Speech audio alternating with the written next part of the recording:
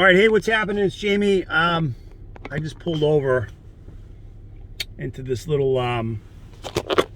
park near my house. It's cute, right? It's got the basketball court, little baseball field, little tiny one, and then a little playground. I bring the girls here sometimes, get some of that energy out. Anyway,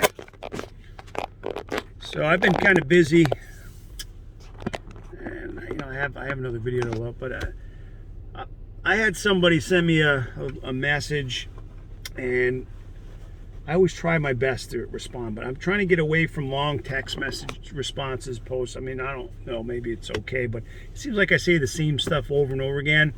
So I thought maybe if I give him a shout out or at least let him know in reference to my response, it might also help somebody else who might be thinking like me. And again, I'm not a financial advisor. I'm just a regular dad of 4, works a job, does okay, and has some side hustles, right, which are real estate and trading stocks and a couple other things. But basically, I'm just a regular guy.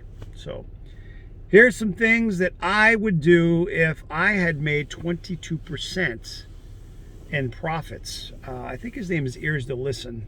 He might have changed his name, but anyway, he said to me, "What would you do?" Or what he said was, I made 22%. I might not be saying this perfect. I'm going off my memory.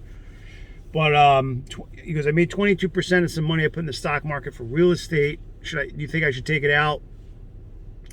You think I should take it out or leave it in the stock market? Should I take it out and put it in real estate? Do you have any gold nuggets? I remember him saying that. Now, I don't know if I have any gold nuggets, but I can tell you that I tend to hang out with successful people, not because I'm a highly desirable guy to hang out with, but I try to surround myself with people that are doing better than me because it encourages me to do better and to get me thinking differently, like than I slide into. It's just like, it's easy for me when I wake up in the morning, and I don't want to get into all that whole thing, but I'll get up in the morning now between 3:30 and 4:30. I've yet to wake up and open my eyes and go, woo, yeah, 3:30, let's go. I'm not doing that. I'm usually waking there going, oh my gosh, I just want to lay here a little longer. This is very painful. I'm not there yet where I can get up and just go, but I always am glad when I do get up and go, get going, right? Start my day, whatever it is I'm going to do. I mean, generally I'll go work out and do some of that gym stuff. But it doesn't have to be that. It could just be other things, But anyway, to answer the question, the point for me is, I think that diversity seems to be a very good tool for a lot of investors, a lot of successful people on any level, whether you're working on your first 100,000 or 10,000. I think 10,000 is your first milestone, then 100, and then up from there, right? And some of these guys are worth tens of millions or hundreds of millions.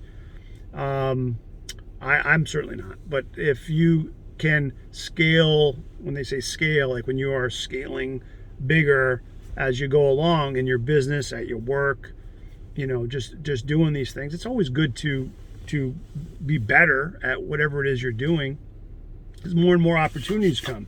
Now, you don't have to be the best of the best. You don't have to be. If you're content, you can still do better at what you do. I think I do. I'm satisfied where I'm at, but I am still trying to be better. I don't need to be a billionaire. If it happened, it would be fine, but I'm not motivated by being a billionaire. Some people are motivated by that, and that's legit. I'm saying that people really are out to do that. For me, I just want to build my real estate portfolio. So if I make 22%, Ears to Listen, if I got it right, if not, I apologize, then I have to consider, I have to pay taxes on that money, capital gains, which are 30 to 40%. So what am I doing with the net? Like, what am I doing with the net? So depending on how much cash is there, are you just taking out the 22%, or are you taking out all the money? How much money is it? Like to get into real estate, I know some guys, people, men and women say you don't need any money. You might even just need 10 grand or you could be like Pace Morby and say, you can just do sub 2 deals. So far, I haven't really had much success with that, but it doesn't mean it doesn't work. But as you find different opportunities, the cash available seems to be, and the people that I'm familiar with, seems to be the big power play. The more cash you have on hand, cash ready, your dry powder, however you want to coin the phrase, when these opportunities pop up, and they do pop up, you will be ready to act. So I don't know what that investment looks like for you. Maybe it's better just to leave the money in there. I mean, for me, I have an investment account, which is money I won't touch.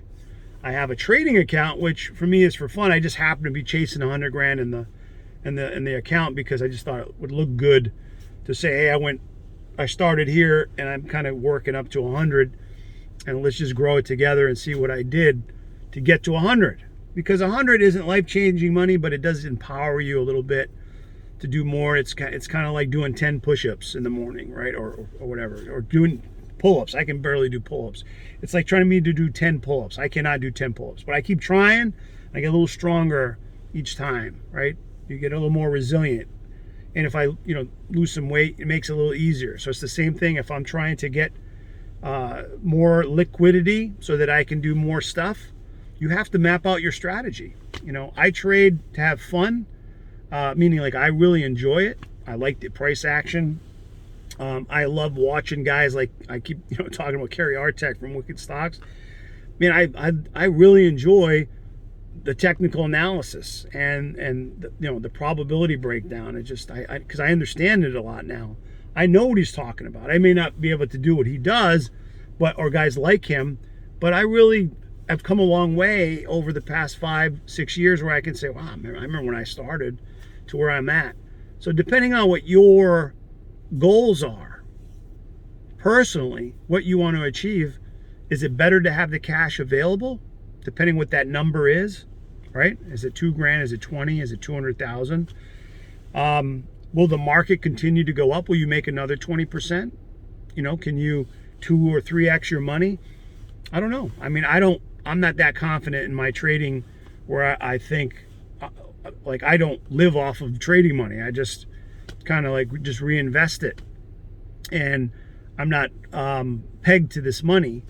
I just like hope that it will go and I get better as it goes. And then when I make bigger trades, the profits are bigger, and that's kind of how you do it. Some guys get to the level where they're trading with hundreds of thousands or millions of dollars, and that's where things get real, right? But I'm not there. I'm not making trades like that.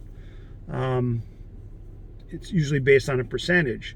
So the stock market could let us down. I mean, the real estate market could let us down. If the stock market lets us down, the only thing I could think of is that represents all the companies, here in the U.S. and some abroad. So if that goes down, I mean, it's affecting a lot of other sectors and areas as well.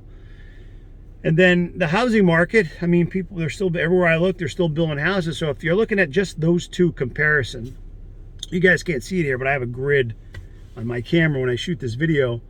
There's a comparison, right? Like that's about the center right there. So from here in the left, right, my left to yours, and in the right, my right, then, you might say, here's real estate and here's stocks. So there's maybe on this side, there's stocks and investments. And on this side, there's real estate portfolio, which is long-term, appreciation. And then there's also cash flow where you're like, hey, I'm picking up an extra $500, $1,000 every month from my rental, right? Whether it's a one apartment or 40, right? Like you just say, I have these apartments or this single family or this multi-family, and they bring in cash flow. Now, some people can live off that cash flow, or some can just keep reinvesting. To me, it's a business. So just like the stocks, not the investments, the stocks to me are, if I'm selling covered calls, I'm pretty confident I'm going to get that. I keep that money regardless of the volatility of the stocks. Like Tesla right now, for example, I don't want to talk too long, is at a pivotal point today as I do this video on June, 27th, 28th, I'm not even sure, but if it's Tuesday, If Tesla breaks a certain level, it's going to head back down, probably to 240, 230 as I do this. And I don't care for the stocks that I'm trading, because I'm still going to hold them, most likely, is my game plan. And I'll keep selling covered calls. If it rallies up, I'll probably sell my covered call, because I was up a couple grand a few days ago when it was kind of heading down. Now I'm still up around $1,400. So I'm like, all right, I got to lock some of that profit in before all dissipates, and ride it back up like a wave, and keep doing that. So as you get 2 contracts or 3, that's different. So if you have the cash in the stock market that you're playing, you can sell more covered calls. I mean, and that's just my opinion. And then as well as your appreciation of the stocks, like a company like Tesla or Google or Amazon or IBM or Intel or what is that, Palantir, right? Coca-Cola, whatever it might be for you, you can invest in that. And there's ways to make money that, and there's also ways to make money with the real estate. So I don't know if that really helps you, but that's just my take on, do I leave money in the stock market? Well, yeah, I do leave some money in the stock market because it's diversity. I do have some money working for me there, and sometimes it works really slow and sometimes it works really fast. Real estate, to me, it's just that 2 separation of, there's long-term investments, long-term appreciation, and then there's, cash flowing type of properties. And then there could be flips, I guess you could throw in there if you're buying a property to flip it. But I don't know you, or like when I say you, this could mean anybody. I don't know what you're thinking when you're going like, I'm going to buy some real estate. And I'll close with this. I have one piece of real estate with a friend of mine who owns a plot of land. He wants me to come up with $300,000. I kind of had a weird conversation with him today where he's like, yeah, just buy it from me for $300,000, and then we're going to build a house for $600,000. And we'll do that together. And I was like, well, yes, I got to give you 3, and then I got to come up with another 6 or another 3. And it was a confusing conversation, so I got to get clear. And this is a very dear friend of mine, where I have to know what are the terms, like, what am I buying? What's the market? How much cash do I need to come up with versus how much do I have to use that's hard money versus private money versus just a HELOC versus cash, right? Those are my sources of cash to do stuff. And if I tie it up into this one thing, I don't know how long it'll be tied up. It could take, 6 months to a year to get that money back, regardless of what my return on investment is. It's the same thing if you have your money locked into some stocks. Like, what are you prepared to do? You made a quick 20%, 22, 25%. How much was that? What was the return? Is it enough, or you could just take out the percentage and let the money keep working, or should you just cash it in and get into the real estate game if you're not already? So if you have more questions, feel free to always DM me or leave a comment there, and I'll be happy to try to help more. Okay, I'll see you guys next time.